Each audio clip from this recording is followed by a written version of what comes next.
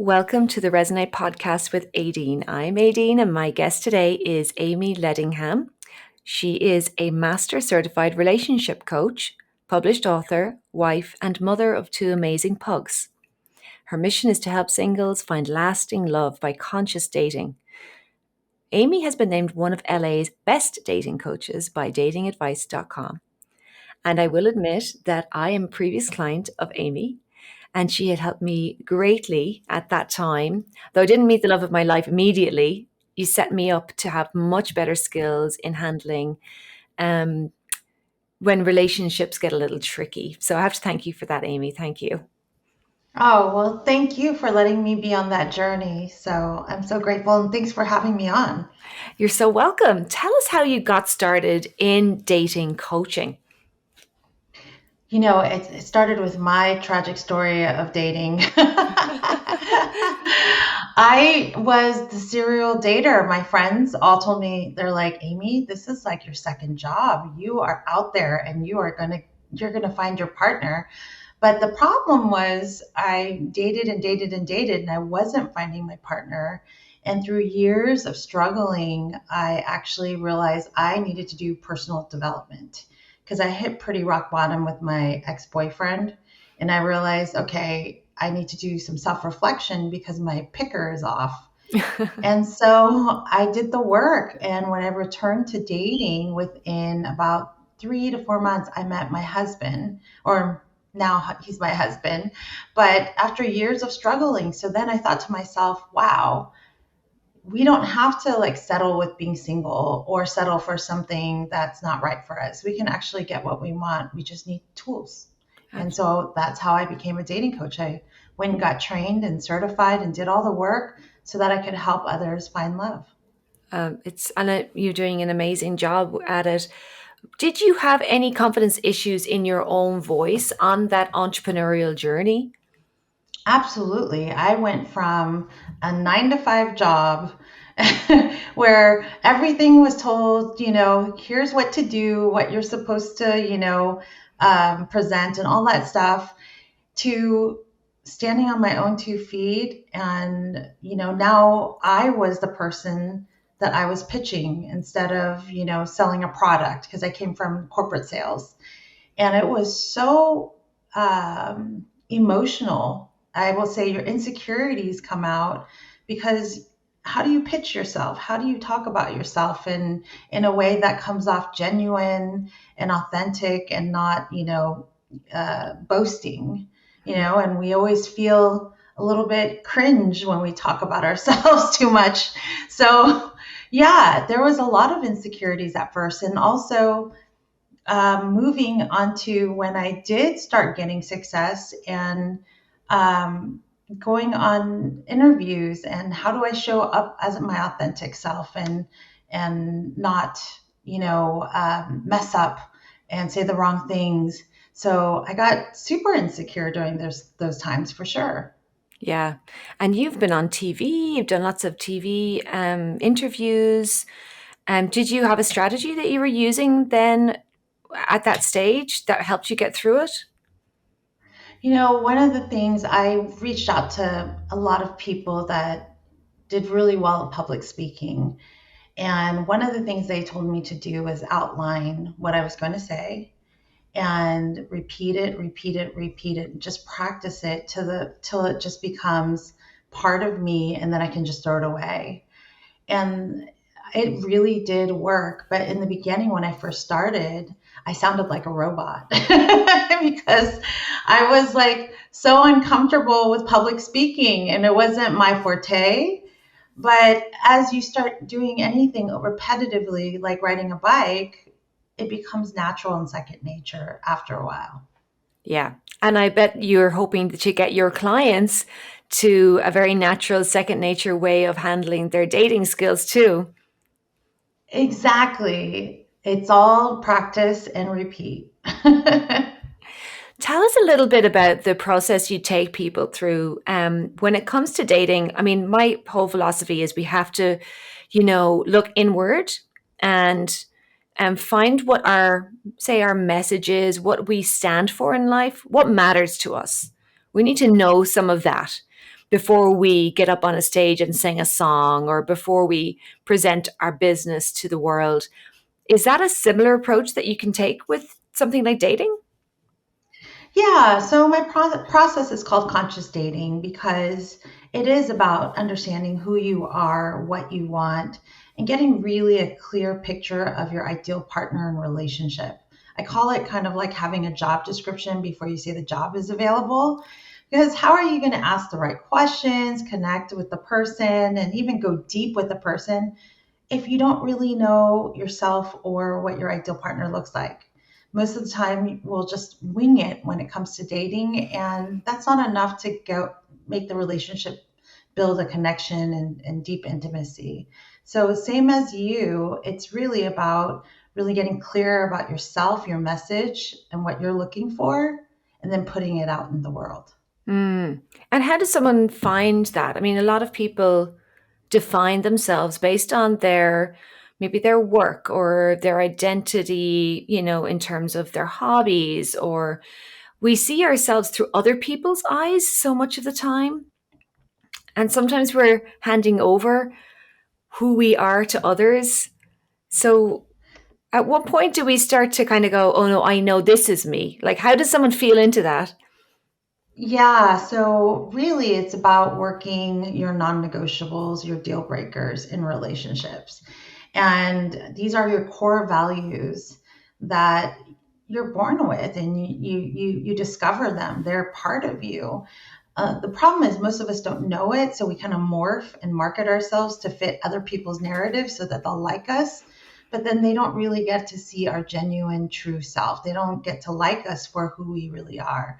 Mm. So when we get clear about our own non negotiables, the things that we need in a relationship in order to make us happy, then we can communicate that to a partner and they can actually learn how to meet our needs. Or if they don't, we can walk away from the relationship feeling like good that we didn't connect with that person longer than we did. Yeah. Yeah. It's interesting because some of the listeners might know that Mike and I, we met in Dublin in Ireland in 2008 and broke up for 10 years. And I thought it was it the first time round, but Mike wasn't ready.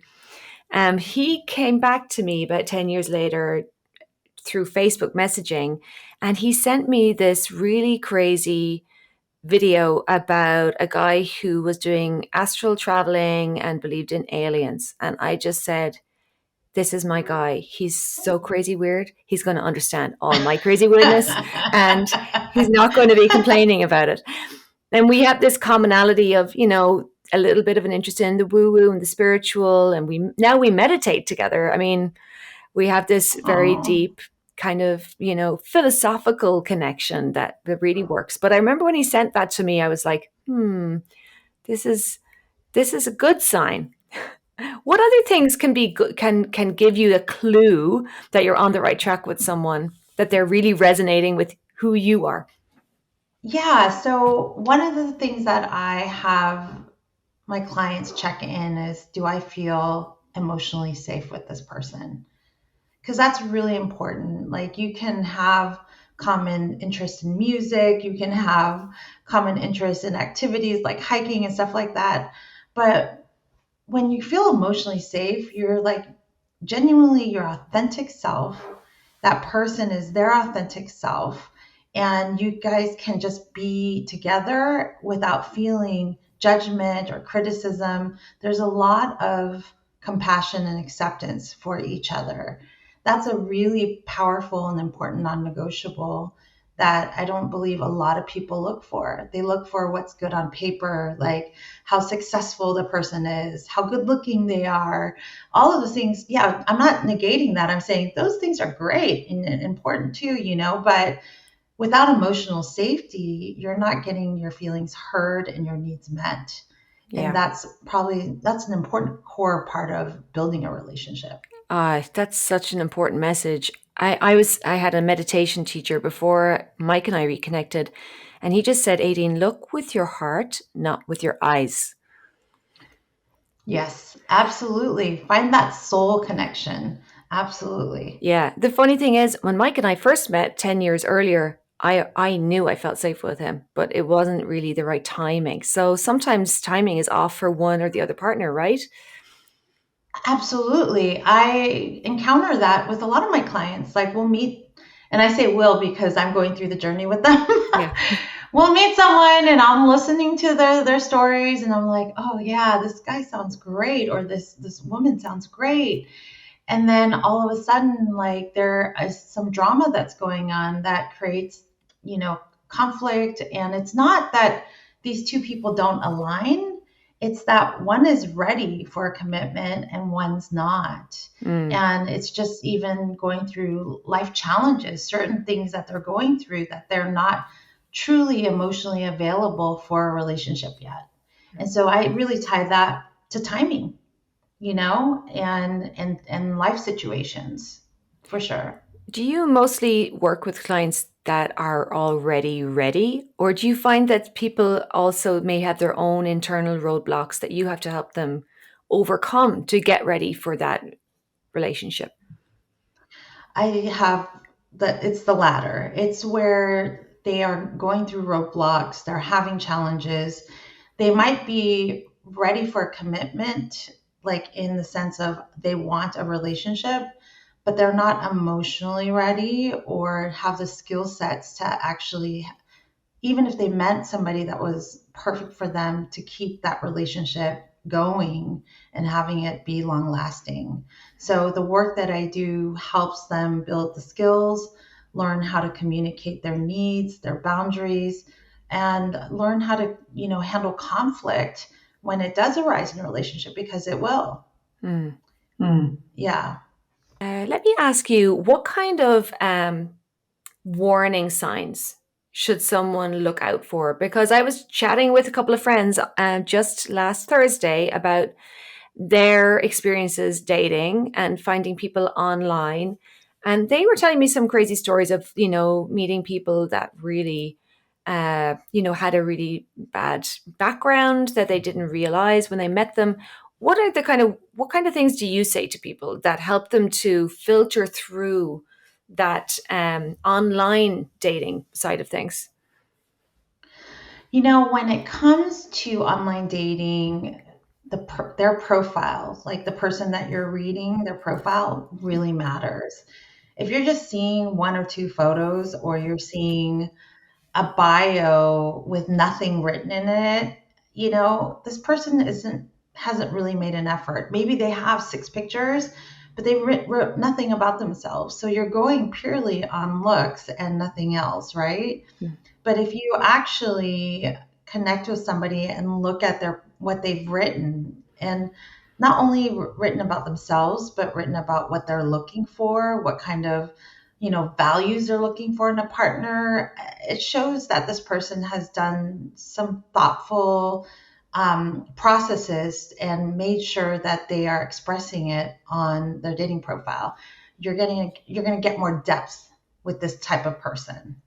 Yeah, so I'm wondering about people's actual voices. So I teach singing, so I'm always trying to help people to find a way of singing that feels easy and that is expressive. Do you work with people on that level as well to help them communicate, through their voice or through, their self-expression in other ways to really reveal who they truly are? Yeah, you know, when it comes to being authentic, that's my number one process of dating, right? Because I think when we like someone, we tend to morph into something that we're not, or we tend to people please or be amicable. And then we're afraid to be genuine about our needs or disagreements or anything of that nature. Because what happens is we fear rejection, we fear someone won't like us for who we are. But to me, your authentic side is the actual way that you attract the right person for you, because the more genuine you are, the more you voice who you are and what you're about, it'll make the people that don't like you go away, which is good. And then the people that are meant to be in your life will be drawn to you because they're going to like you exactly for who you are. Yeah. I feel like that's just great life advice, whether you're for dating or not. I know Yes. myself, I worked in the airline industry for quite a while and I didn't do any singing. And that's such a big part of who I am. And the voice has been such a big part of my life since then that I realized that being in that job and not having that as part of my life meant that people only got to know part of me. They didn't really get to know the deeper side of me. Like when I sing, it feels like my insides are turned out because it's really me. Yes. So there's something to that for everybody to allow ourselves feel okay with being who we are, like, and not. I think we do try to over rationalize maybe even how we feel about things. Oh, I shouldn't feel this way. It's making someone else uncomfortable. Or we rationalize, oh, I shouldn't do this because that doesn't fit in with how others see me. So that's actually a huge life skill. That's a huge part of becoming mature and building character, right? Yeah, and I think everything you've described and we've described, it really equates to being vulnerable and being. And when we say vulnerable, I'm not saying, oh, the a lot of people say, oh, that's weakness. No, it's not. It's actually strength, like to genuinely show up as yourself, even through people's judgments, people's criticisms and things of that nature, and you like shedding all of other people's opinions and standing up as your own. It's a vulnerable feeling, but it's also strength and courage. And it allows people to truly get to know your soul. And I know it's hard for a lot of people. Hey, I struggled with it for a really long time, but it's practice. And the more you do it, again, repetitive practice, and you start seeing good results from it, then it just validates and confirms this is how I want to live my life. This is how I want my relationships to be with people. Mm. Well, I'd love to share a little bit about something you helped me with, Amy, when we first met. Now, there's probably more than one thing. And I remember when we did your ideal dating day or your ideal day with your ideal man, I thought that was fabulous. But there was a friend that I was having a problem with when we were working together, and she had basically ghosted me after a disagreement that I didn't even know what I did wrong. And you had suggested to me that I use a phrase once we got speaking again, which was basically, for the sake of our friendship, would you be willing to keep the lines of communication open, even if we're having a disagreement of some kind?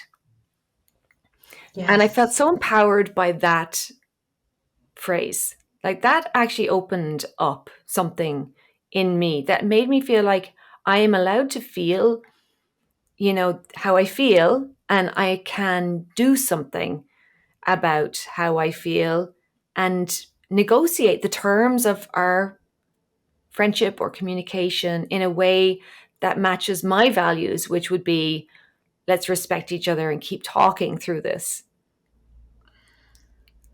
Absolutely. Conflict. I think people think conflict is a bad word and an ugly word. And actually, conflict's beautiful if you do it in a way that is productive, where both people are being heard and both people are being truthful and authentic about their feelings. And then you can actually come to a collaboration, not having conflict at all. And I've seen this happen to many couples and people I know where they don't talk about any of their feelings. They don't fight at all. They don't, and I'm not saying we want fighting all the time either. I'm saying there's no conflict at all. And then all of a sudden, 5 years later, they break up and it comes out of left field and they didn't even know why. So if there's no conflict, that means one or the other party is not getting their needs met or voicing their needs, right? And Yeah. so getting to the place where two people can talk and just listen to understand and not listen to defend, that is truly the key to help both parties come together and create something beautiful instead of, just ending the relationship right away. Yeah. I think we need this in every area of life. People need this in the corporate world, in politics for sure. Listen to Yeah. understand and not defend. Like that is a beautiful statement. Yeah. It's such an important statement. And it's hard to do, but you just have to remind yourself because when you listen to understand, you're listening from a point of empathy. Yeah. Yeah. I have a client and recently we were chatting. She didn't want to do her singing lesson because she was upset. And I explained to her a phrase that I learned from an ex flatmate of mine. She just said to me one day, "Hey, that hurt my feelings." And I was like, "What?" So you can say that? You can say it in a nice way and not like slam a door or Yeah, ignore the person. So even being able to say those words, "Hey, that hurt my feelings." That felt like a huge game changer for me and I was able to share that with my client. Do you have phrases like that you have to teach people? What's your take on it? absolutely. I think that's the part that most singles that I work with that have a hard time with vulnerability. Yeah. They cope in so many ways. They armor up, they run away, they, fight, flight, or freeze, Yeah. and really, if you get to the root of all the anger, the frustration, and you peel all that back, it's just their feelings are hurt. And being able to, that phrase was beautiful. Just say, that really, ouch, that really hurt my feelings. It kind of sets the tone for the other person to be like, whoa, I had no idea that I hurt your feelings. And to be honest, it is up to us to communicate our needs to our partners, friends, any relationship, because we all are born with different and raised with different values, outlooks in life. And so, what you may consider a boundary that hurts your feelings, right? The other person may not get their feelings hurt if somebody did that to them. So they're clueless unless you say something to them so that they can change their behavior. Yeah. And that's really where you're giving the relationship an opportunity to grow. Like with my friend, I said, for the sake of our friendship, will we do this? And she agreed. And I just received a Christmas card from her. And we're still Oh, friends. And that could yay! have, thank you. Yeah, this is a huge success because I have lost friends in the past, over disagreements or I was a little insensitive. I'll put my hand up. I'm one of those, direct people that, doesn't get my feelings hurt easily. So it's taken me a while to really to really try to understand those who are more sensitive, or to put myself into someone else's shoes is very difficult because there's certain things that would think differently about. So we're all learning, right? We're all on a Yes, journey. absolutely, absolutely. Every day, life is learning. Yeah. And having a business, I mean, I know with my working with clients, I have had to learn so much so quickly. And a lot of the wisdom that I share now is stuff that I really wasn't good at. Like, I can't say that I came into the world a wise being. I had some very positive traits, but the things that I struggled with are the things that I now help others with. I mean, that's really both of our journeys, right? Is Yeah. that we struggled with these things. And, that's the beauty of getting onto the other side is like, hey, I'm the messenger. I learned these tools and now I can pass them on to you. Yeah. Yeah. Yeah. It's been absolutely amazing to have this. It's quite a short conversation, but I think there's so much wisdom in what you've talked about. Is there anything in particular you'd like to say to the listeners and anything that you want them to know? When it comes to relationships, singles that I work with, one of the things I see as a common thread is that they kind of wait to be chosen. And they are always like kind of hoping that somebody chooses them and then they'll have create the relationship. I want all the singles out there to learn how to be the chooser. Just because someone chooses you, someone likes you, they're good on paper, It doesn't mean that they're right for you. You need to learn about yourself, your core values, the things you like, don't like, so that you can start screening people and you choose people that are meant to be in your life. Don't let it be the other way around. You'll have a much more harmonious relationship when you choose what's right for you. Mm. When you chose your husband, was there a moment that you knew? Yes. Oh my gosh. He was the first guy, because I told you I had a bad picker. Yeah. He was the first guy, number one. I didn't hyperventilate when he talked about marriage with me. That was a big sign, because he was consistent. His actions and words he always followed through. So I knew that I wasn't meeting the salesperson, the representative.